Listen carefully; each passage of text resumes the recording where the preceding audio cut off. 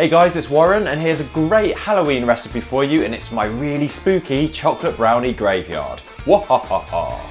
And this recipe is enough to serve 16, and we're going to begin by making the chocolate brownie. So begin by melting 190 grams of butter and 200 grams of dark chocolate in a saucepan or in the microwave. Meanwhile, take a large mixing bowl and sieve in 80 grams of plain flour, 20 grams of cocoa powder, 1 teaspoon of baking powder, pour in 250 grams of caster sugar and crack in 3 eggs.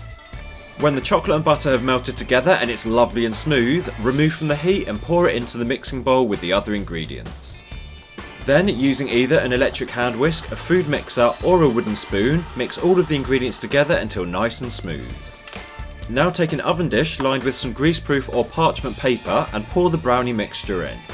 Use a knife or the back of a spatula to even the mixture out until it's flat, then place in an oven preheated to 190 degrees centigrade, 375 Fahrenheit for 25 minutes.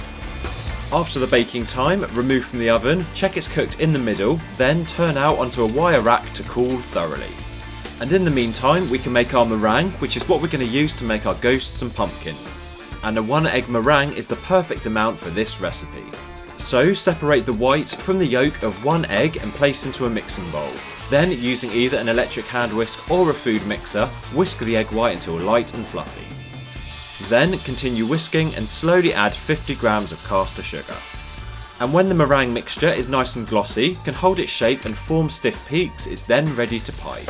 So we're going to use a freezer bag to pipe the meringue. Place a bag inside a mug, then take half the meringue mixture and put it inside the bag.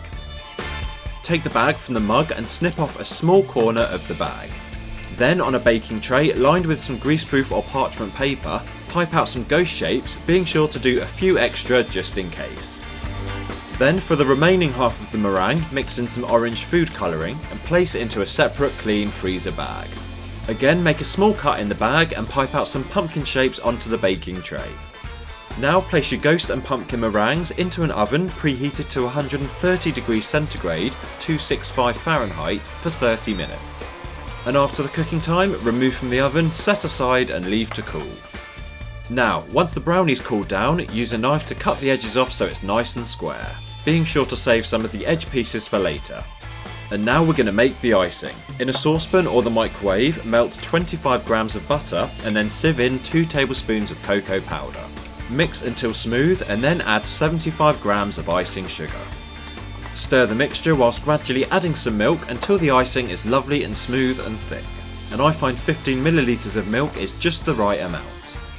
Now put the icing on top of the brownie and spread using a knife or the back of a spatula all the way up to the edges. Make it nice and smooth, then take some of the brownie we cut off the edge earlier and crumble it on top of the icing to give a really spooky, muddy graveyard effect. Pat the crumbs down and then we're ready to make the gravestones.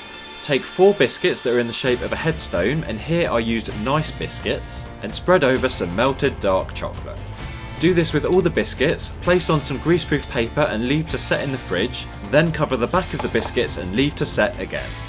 Then, using some melted white chocolate, personalise the headstones with some writing and leave to set one final time. And meanwhile, decorate your pumpkins and ghosts using some prepared coloured icing in tubes, and then we're ready to put everything on the chocolate brownie graveyard. So push all the headstones into the brownie and then decide where you want all your ghosts and pumpkins to go. Then use some melted chocolate to stick them down so they don't move. And there you have it, this chocolate brownie graveyard is ready to enjoy straight away. And this is great for trick-or-treaters, and it's a real showstopper at Halloween parties.